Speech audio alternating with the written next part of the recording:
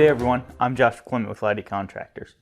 And today I want to talk to you about how to remove ceiling fan blades to clean them.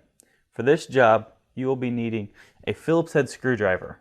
Instead of having to drop the entire light kit, what you'll do is you'll take a Phillips head screwdriver located on the back and blades. There are 3 screws holding it onto this bracket. So what you'll do is you'll take your Phillips head screwdriver, put it on the Phillips head of the screw, and untwist it.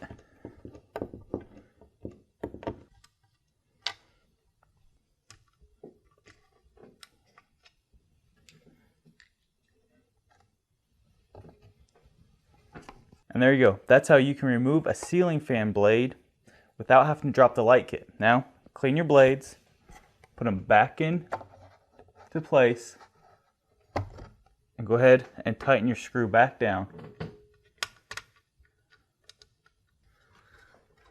And there you go. That's how you can remove a ceiling fan blade to clean it. I'm Joshua Clement with Lighty Contractors. Thanks for watching. Good luck with this project.